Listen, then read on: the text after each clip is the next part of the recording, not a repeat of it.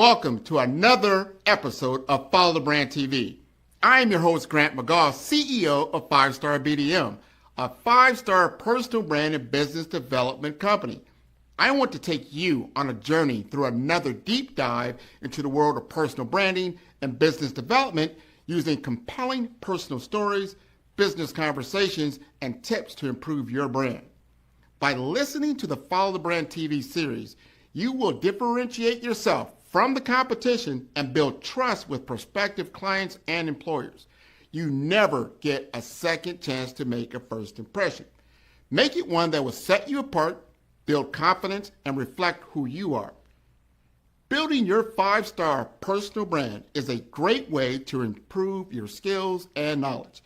If you have any questions for me or any of my guests, please email me at grant.mcgaugh@5starbdm.com. Now, let's begin with our next episode on the Follow the Brand TV.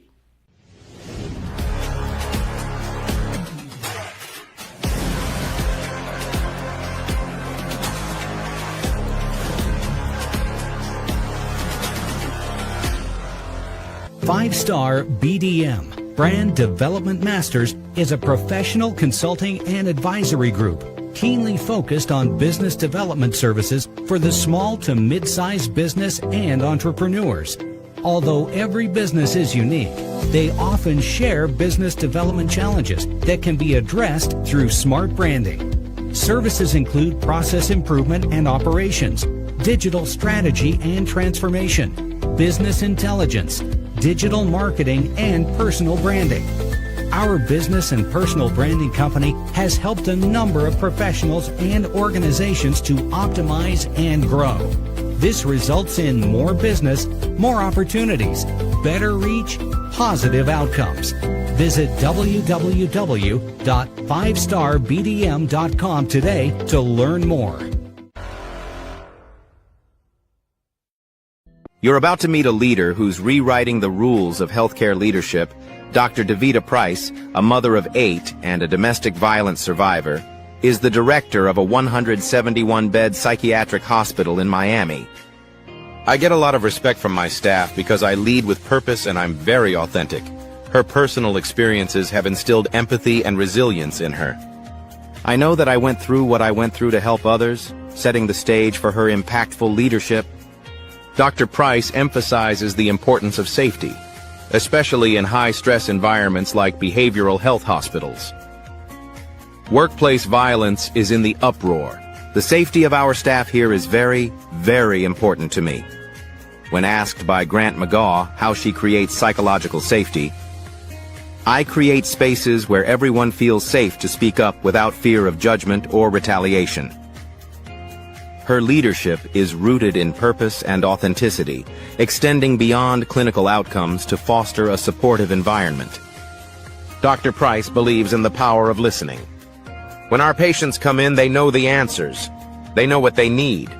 So really just having that open ear and listening. Her approach is about creating systems that heal not just physically, but emotionally and structurally as well. This holistic view of healthcare leadership is what sets her apart, ensuring that both patients and staff feel valued and understood. Dr. Price is also channeling her journey into writing. I'm about 75% complete. It's like therapy now for me. I know this will help other women, men, just people who need it. Her book aims to inspire others by turning her testimony into a leadership tool. As her mother used to say, leadership is a marathon, not a sprint. Dr. Price embodies this wisdom, leading with purpose and authenticity, and making a lasting impact. This is Follow the Brand, where we uncover the stories behind healthcare's most authentic leaders. Dr. Davida Price's story is a powerful conversation about turning personal testimony into a leadership tool. Her journey is a testament to the strength found in vulnerability and the profound impact of leading with empathy. Don't miss this inspiring narrative of resilience and purpose.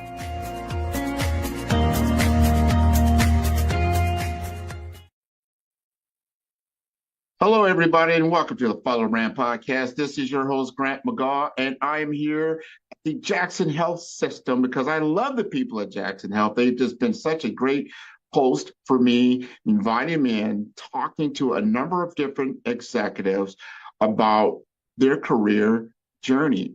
What has gotten them involved in the healthcare system, and why do they do what they do? Because some of them have very, very difficult jobs. And I'm just drawn to that. And I want to understand more of that. So we're going to have Dr. Davida Price. We're going to talk to her. We're going to have a very good conversation about her and her journey. And then what she got out of this particular program that we've been involved in and where she feels she's going to go today. So before we get started, Dr. Price, please introduce yourself. Good morning. Thank you so much for having me. My name is Dr. Davida Price, and I am currently the director of Jackson Behavioral Health Hospital and Jackson Memorial System in Miami, Florida. Well, thank you again for being here. And what really got me interested in what you do, you're multidimensional. I mean, you have had leadership across what I call child health, maternal health, behavioral health. And I want to understand your clinical journey and how that has shaped your approach to leadership. Yeah, so my diverse clinical background has taught me the importance of holistic patient-centered care. Each area that I've worked in, maternal health, child, hospice, behavioral health, they all have their unique challenges, but they all share a common need for compassion and empathy and cultural just humility. These experiences have really shaped my leadership philosophy to prioritize listening and collaboration and just really fostering environments where teams feel valued and empowered to innovate and deliver like the best patient care. This is interesting. Okay. Now you went through my program, right? And you completed the personal brand, strategy or blueprint strategy. I want to know, what did you learn, from yourself, as a leader through that experience? I learned some opportunities, and any good leader loves opportunities. There's always room to grow, but this process was very enlightening, and it just really revealed like my core strength, which I feel like lies in my authenticity and my purpose. I learned that leading with integrity and clarity about my values helps to inspire trust and motivate others. It also reminded me that continuous self-reflection is very paramount. And then just understanding my own identity as a leader, which allows me to be better and better serve my team and the community. Okay. And I learned a lot from you as well. And I learned a lot about what we call brand essence, your particular essence, what you exude. And we found through our mutual conversations that you're about healing systems and empowering leaders and building legacy. What does that mean to you personally and professionally? It's about creating systems that heal, not just physically, but emotionally, and I would say structurally as well. Empowering leaders, it means to cultivate future change makers who can sustain these systems.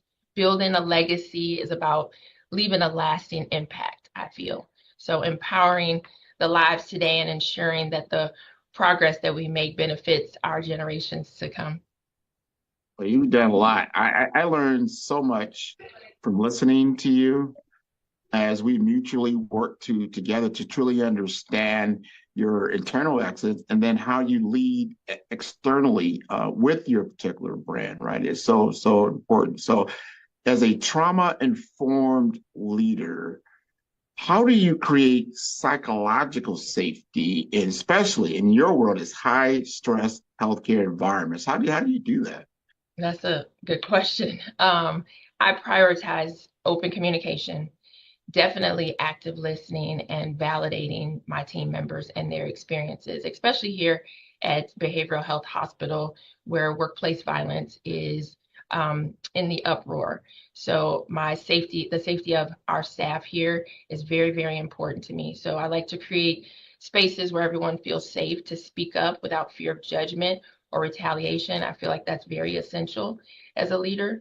It's also about modeling vulnerability within ourselves and establishing clear, consistent expectations that prioritize the well-being, and the support of the staff.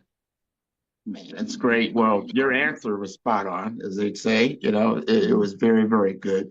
Now, from, let's say, a different lens, you're talking about a CNO lens, the Chief Nursing Officer lens. Could you give some advice on how, nurse leaders that are navigating, this kind of change and looking to step into an executive role like a CNO? Would you share some advice around that? Yes. So I would say build strong relationships across disciplines, develop strategic thinking, seek mentorship, in which you have personally helped me with and has been very, very eye-opening and just a great experience overall. You really just need to understand the business side of healthcare if you're trying to grow, as well as the clinical excellence. Be courageous, advocate for yourself and your team, and just stay rooted in the core purpose of improving patient care and outcomes. My mother used to always tell me leadership is a marathon, not a sprint. Now, you say that just flows off the tongue so easily for you. And I say that because you are a mother of 8, a foster parent, and a health executive. How do you stay grounded? How do you manage that kind of time that's constantly pulling at you? Yeah, I get that question a lot. It's all about intentionality, prioritizing quality over quantity, I would say. I have to establish boundaries, obviously, and then leaning on just strong support systems here at work and in my personal life. Self-care is very crucial, whether it's mindfulness, me being a mental health advocate. I'm very big on mindfulness and mental health. I try to exercise or spend time with loved ones. We're just recognizing that I don't have to do everything perfectly. It just allows me to stay centered and resilient.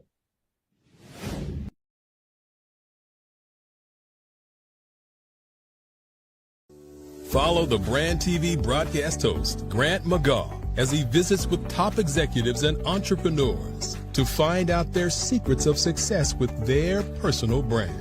Follow the Brand TV broadcast host as he focuses on brand development to build better relationships, bring value to your business, relationships, and career. You will enjoy listening to each episode that is tailored to speak to you directly. If you're looking for this type of clarity in terms of building your brand, you have tuned into the right station. Each episode will help you to shape a conversation in the 5-star BDM network of 20,000 professionals and become a springboard for your corporate engagement and business opportunities. Each guest will frame their story in the areas of personal branding, business development, career development, financial empowerment, and technology innovation. Grant McGaugh explains why he is the CEO and owner of his own professional career.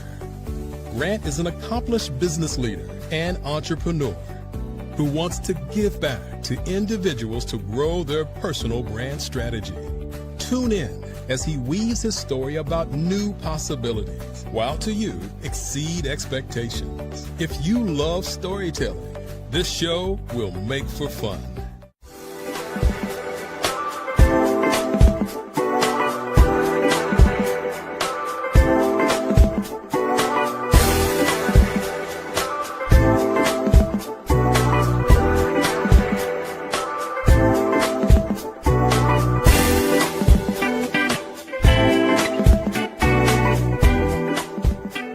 Well, Grant, I'm happy to share. I've got an unusual background for a healthcare executive, and I started off as an engineer. You mentioned Midwest. I spent my early years in Detroit with Chrysler Corporation. So I was an auto engineer, and I'm not sure you're going to find too many of those in the C-suite.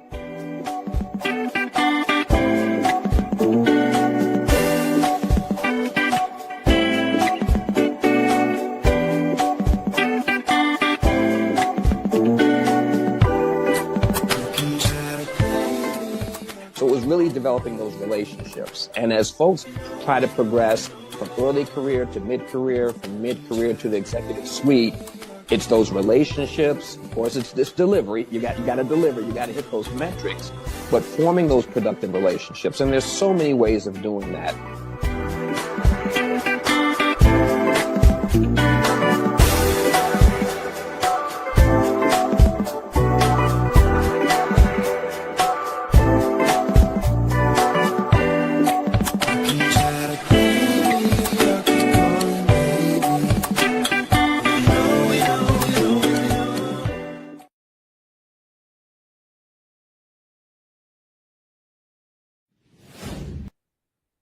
I applaud you. I'm sure all of your children applaud you as well, because you're juggling, but you're doing it so well. You're used to this, and it's just who you are as a person, and as your essence, you're able to handle it. So yeah, that's me. That's my applause for you. Now we want to talk about equity, because what you just talked about, how you have to have equity in your time management. So as we talk about equity of itself, now what are some of the gaps that you see? Well, especially because you live in this world, in the maternal world, in the mental health care world. How do you see, the gap, and how do you see it working out? So there are some significant gaps, especially in maternal mental health specifically. These include disparities in access, quality of care, and a cultural competent services that are that also lack, and there's a gap there. So to address these, I am a huge advocate with policies that expand access, support the community partnerships, and promote diversity in healthcare workforce. I try to listen to the underserved communities and integrate their voices into the program's design. This is really key. When our patients come in, they know the answers, they know what they need. So really just having that open ear and listening and taking those ideas and transforming them into opportunities. Let's unpack that just a little bit in your own story, right? Especially your experience as a survivor, as a mentor, and you've become a source of strength, or those two things. Maybe your past experience has been a source of strength, and your leadership. Help us understand it, because so many people have had certain things happen in their lives. Some people, they turn those into strengths. Other people, potentially, they never get over them. How has that been a source of strength for you? So my personal experiences have given me empathy and resilience, and it reminds me of the power and hope of perseverance. I call it my testimony.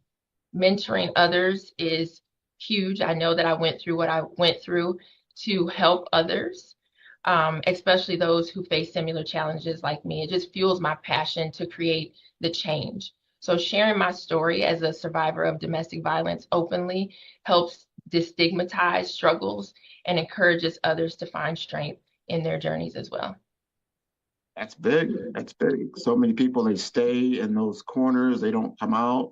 They don't feel like society is ready to really hear that story. But it's a healing. So it's a process of healing, which I'm sure that you know about, because you're dealing with people in behavioral health, and you start seeing the root cause of how they got to where they're at and where that can go. Now, with all that said, and the critical skill sets that you possess, what do you think is the most critical skill set today for a chief nursing officer, as opposed to what was emphasized potentially like a decade or 10 years ago? I would say strategic agility and technology fluency, which is, that was not at the forefront a decade ago. A deep understanding of healthcare policies and emotional intelligence, and just the ability to lead through change, especially in times of crisis. And, I feel like that's very critical. I feel like CNOs must be visionary leaders who can navigate complexity while maintaining a laser focus on patient care as well as staff well-being. I love it. I love it. See, yeah, I like the guidance, and you see the differences over time Yeah. that are relevant today. And I'm going to be a little selfish here because I want to know a little bit more. If you could, give us, especially if you could leave healthcare leaders today with a core message about your journey and your experiences, what would you tell them? Definitely lead with a purpose and authenticity. Um, I get a lot of respect from my staff because I lead with purpose and I'm very authentic, and it helps to drive change. Remember that your impact extends beyond just clinical outcomes. It's about transforming systems, empowering your teams, and building a legacy that's rooted in compassion, equity, and resilience. Stay humble, be curious, and just never lose sight of the human stories at the heart of the healthcare. Now, talk about the human story. Are you thinking about writing any kind of book or coming out there or trying to put your story in print? Yes, I am actually in the process of writing a book. I'm about 75% complete. It is about my journey and my life and my family and my children and just overall throughout healthcare.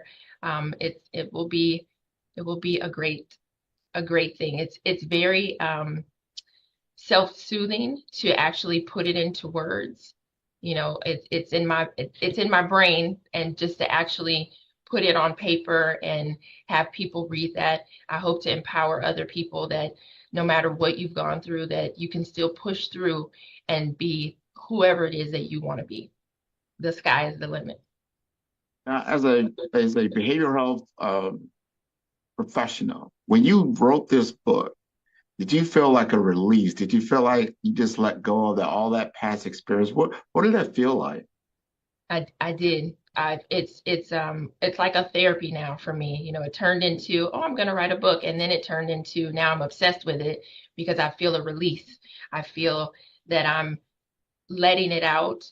And not only that, I know that I was, like I said before, I went through what I went through to help others, and I know my purpose. So I know that this is a must, and I know that this is going to help other women, or men, just individuals in general, especially in a professional realm.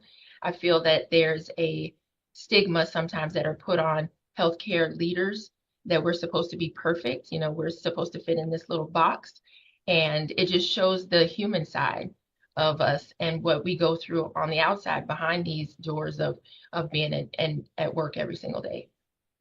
I believe that. And thank you for being your authentic self and bringing that to the forefront because people relax and like, okay, I can be my whole self.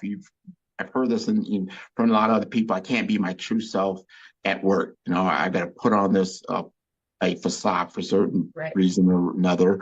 But we all are human. We all have challenges. That's just reality.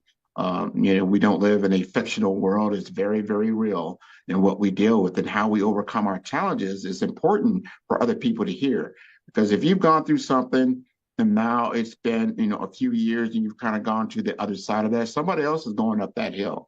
And I'm sure they would be a benefit from some of that information and experience and things that they could try out to help their journey to be better than it would if they just had no idea what they would be able to do. I wanted to ask you this. Now, we worked together about a month ago. You've gone through my entire process now, the BRAVE framework. From your lens, your kind of before and after, what was that experience like for you? It was very, like I said, enlightening, very eye-opening. I learned some my positive sides and some opportunities where I could feel that I can grow and be better. I feel like your program not only gave me the opportunities, but gave me the specifics to the opportunities and a list of what I need to do to get there. So that was very, very helpful for me. There were some things that I wouldn't have known had I not gone through your program. And I feel like it's just going to grow me. It already has. and it's just going to help elevate me to the next level of where I'm supposed to be. I love it. I love it. And before I let you go, you got to tell people what you do, the behavioral health system that you're at now. You know, there's stigma out there. People are like, oh no, I'm not, you know, that's not for me. Help us understand and tell people, like you were saying even before, like you've got to understand where you're at, or someone that you love is at, and they need to get the healing that's going to help them move forward. Talk to them about what the facility is about and what you do there. Yeah, so this is a 171 bed inpatient psychiatric hospital. So we get patients that are acutely going through a mental state, most of the time acute psychosis. We also have specialized units. We have a child and adolescent unit, we have a geriatric unit, and we also have a Miami-Dade forensic unit where those patients stay a little bit longer. So it's all about getting them here for, they usually come in a crisis mode. We also have a crisis emergency department for child and adolescents as well as adults. And when they're admitted, you know, it's all about stabilizing their medication, getting them the therapy that they need, the resources in the community, and then the support thereafter, because it just doesn't stop. They're here for 3 or 4 days. That's not going to fix the issue. So we're really big on community outreach. We have an outpatient program that allows our patients to come in every single day. They learn basic skills, how to cook. There's a full kitchen, a living room. It teaches them how to clean, just basically how to care for themselves, because a lot of them have to reprogram, you know, their mental wiring, so to speak. So it's a fantastic facility. We help a lot of people. We have a detox unit, our health and recovery unit, where we help individuals that struggle with substance abuse. It's just a great facility to work at, and we help a lot of people.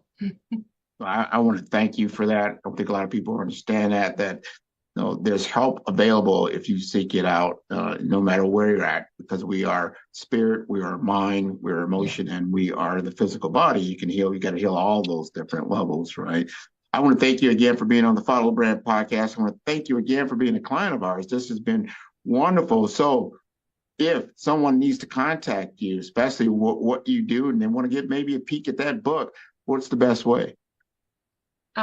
They can reach me. I'm on LinkedIn under Dr. Davita Price. But am I able to give my email address?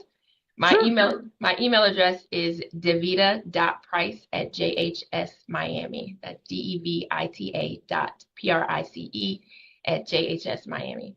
Feel free to reach out. I thank you again, Dr. Davita Price. I want to thank you. I can hear all your children right now. They're clapping all in the background. That's my mom. These are like wonderful. She is killing it. This is great. I want to invite your entire audience to tune into all the episodes of Follow the Brand at 5-Star BDM. That is the number 5. That is star, B for brand, D for development, Infomasters.com. I want to thank you again for being on the show. Thank you so much for having me. You're welcome.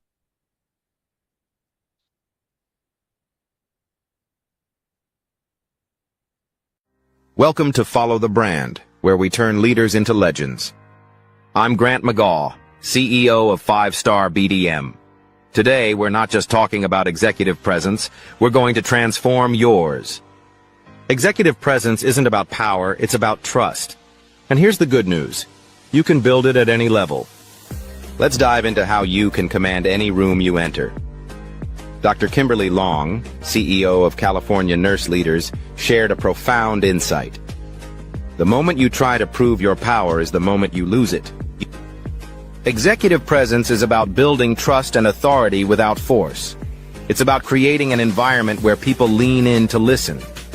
You can achieve this by being authentic and consistent in your communication and actions. Consider Dr. Long during a hospital merger. She lowered her voice instead of raising it, and the room leaned in. Similarly, Sarah Chen, a project manager, used this technique in meetings. Within 3 months, her team began to emulate her style. Denzel Ross, now president of IU Health South Central, built his presence by identifying communication gaps and lifting others up. These examples show how presence spreads through subtle yet powerful actions. Your action step. In your next 3 meetings, try speaking 10% slower and 20% quieter. Watch what happens. For team leads, start delegating key responsibilities. Managers should use meetings as learning labs. Directors build cross-functional bridges. The key shift? Stop being the answer person. Start being the question person. This approach fosters growth and empowers others. Patrick Green, CEO of UF Health Jacksonville, uses a communication matrix to simplify complex ideas. His 3-step formula: start with impact, follow with insight, end with action. For example, instead of saying, "We need to upgrade our systems," he says, "We can save 50 lives this year by investing in this technology. Here's how." This clarity builds influence and trust. 3 common mistakes: reactivity, over-explaining, and imposter syndrome. When challenged, take a slow sip of water to respond thoughtfully. Instead of defending every detail, offer a headline first.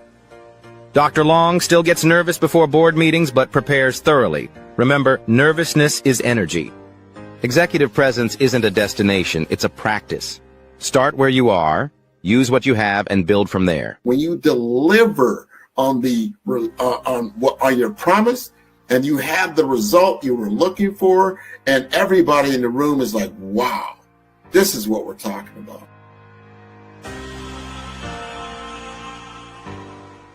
Tune in for our next show or click on our website at www.5starbdm/followthebrandtv. Thank you.